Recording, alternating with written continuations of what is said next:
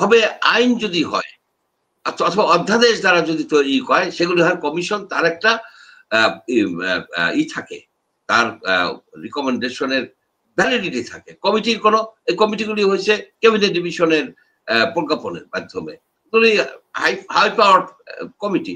এই কমিটির বস্তা বজায় থাকবে এই কমিটির রিপোর্ট। এরা কি দুদকের কিভাবে গঠিত হবে তার জন্যই দিছে না ইফতেখার সাহেবের কমিটি, যে গাইডলাইন দিচ্ছে না? তো উনি তো উনার পছন্দ অনুসারে দুদক গঠন করছেন।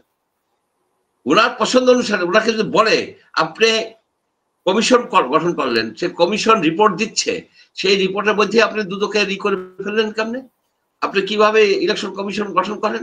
এখন ইলেকশন কমিশনে আমি তো ইলেকশন কমিশনকে মনে করি বায়াস অবস্থায় আছে, তারা বায়াস আছে। কারণ কি তাদেরকে গঠনিত করা হয়েছে শেখ হাসিনার আইন অনুসারে, যে আইনের বিরোধিতা উনি তো আমাদের কোনো কথা শুনে না, উনি আমাদের পাবলিকের কোনো কথা শুনে না। উনি কি ওই 3-0 আছে, 0 আনএমপ্লয়মেন্ট, 0 এমিশন, আর একটা যেন কি 0 এমিশন, 0 আনএমপ্লয়মেন্ট, 0 পভার্টি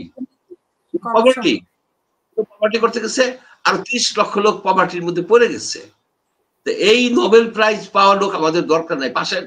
পাশের দেশে একজন আছে না নোবেল প্রাইজ পাইছে, ওই আংশু চি, সেই মহিলা যাইয়া রোহিঙ্গাদের উপরে যে এইরকম অমানবিক অত্যাচার হচ্ছে সেটাকে জাস্টিফাই করার জন্য সে চলে গেছে ওই ইন্টারন্যাশনাল কোর্ট অফ জাস্টিসে, আইসিসিতে, যাই তার সৈন্যদের পক্ষে হয়ে এসে বক্তৃতা দিচ্ছে।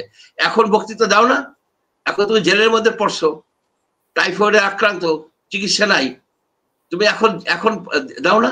এসব লোক নীতিহীন, এসব লোকের কথার কোনো ভ্যালু নাই, এদের কথার কোনোই ভ্যালু নাই।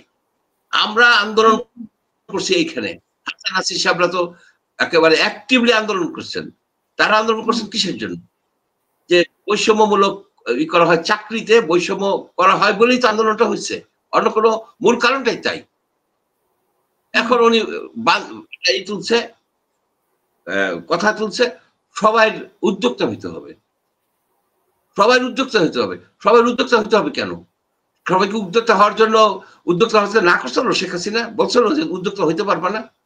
উদ্যোক্তা তো সবাই হইতে চায় না, সবাই চায় যে একটা ডিসেন্ট জব, এবং সেই জবে পাওয়ার ক্ষেত্রে যেন তাদেরকে ডিসক্রিমিনেট না করা হয়, বৈষম্য না করা হয়। এখন উনি সেই কথা ওনার ভুলে গেছে, ভুলে যায় এখন বলতেছে যে এই সবাই হবা। এই যে আপনি দেখেন একটা কথা, যে পোর্ট 30 বছরের জন্য পোর্ট দিয়ে দিতেছে। যখন আন্দোলন করা হয়েছে এই পোর্টের কথা কি ছিল? পোর্ট দিয়ে দিচ্ছে উইদাউট টেন্ডার, দুদকে পড়বে তো, ওটা তো জেলে যাবে শেষ পর্যন্ত। এখন এই বুড়া বয়সে জেলে যাইয়া ওইদিকে আংশু চীন জেলের মধ্যে আছে, এদিকে বাংলাদেশ শুধু ইউনুস জেলে থাকে, তাহলে কেমন একটা মানে কি একটা অবস্থা হয়ে দাঁড়াবে এই সে। উনি যে কাজগুলি করতেছে, 20 বছরের জন্য জ্বালানি কিনতেছে, খুব সম্ভব ইহুদি কোম্পানির থেকে, খুব সম্ভব। তো উনি এগুলি করতেছে কেন? ওনাকে কে কথায় বলছে যে তুমি জ্বালানি কিনো 20 বছরের জন্য, তুমি 25টা প্লেন কিনবা, এটা করবা সেটা করবা? তোমার মন্ত্রী, তোমার বাণিজ্য মন্ত্রী কিভাবে সে একটা চেয়ারম্যান হয় একটা অর্গানাইজেশনে, তার আন্ডারে? এটা হইতে পারে? এটা হইতে পারে না। এগুলি খেসারত। নেপালি স্টাইলে নেপালের লোকেরা খুব ডিগনিফাইড। তারা কি করছে, সব দুর্নীতিবাজ পলিটিশিয়ান, সব দলের, কমিউনিস্ট, কংগ্রেস, কোন বাদ রাখে নাই, সবগুলোকে ধাওয়াইয়া ওই বাগমতী নদীর মধ্যে ফেলাইয়া তারপরে ঢিল মারছে। এদের তো রাজনৈতিক মৃত্যু হয়ে গেছে, এবং সব বাড়িঘর পড়াই দিছে, সবাই মাইর দিছে, কিন্তু মাইরে ফেলাই নাই।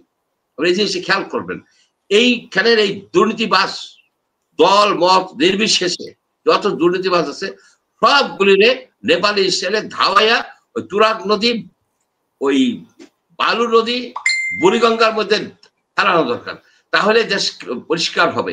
তা না হলে লাভ হয়েছে কি? আপনার সব জায়গায় ঘুষ দিতে হয়, সব জায়গায় ঘুষ দিতে হয়, ঘুষের বন্যা বয়ে যাইতেছে। তাহলে শেখ হাসিনাকে আমরা উৎখাত করে, শেখ হাসিনাকে মেইন কি ছিল কি? সে বৈষম্য করে, দুর্নীতি করে, মানুষের জনগণের টাকা সম্পদ পাচার করে। এখন এরাও তো সম্পদ পাচার করতেছে, এদের ধরা উচিত। ইনসাফ আসলে সবাই জনগণের একত্র হয়ে বলা দরকার, আপনি দুর্নীতিবাজ, আপনার হিসাব দেন নাই কেন সম্পত্তির? আপনি বলছিলেন না তা আমি জি, ইমিডিয়েটলি সম্পত্তির সম্ভব না। হিসাব আমি পারবো কেন?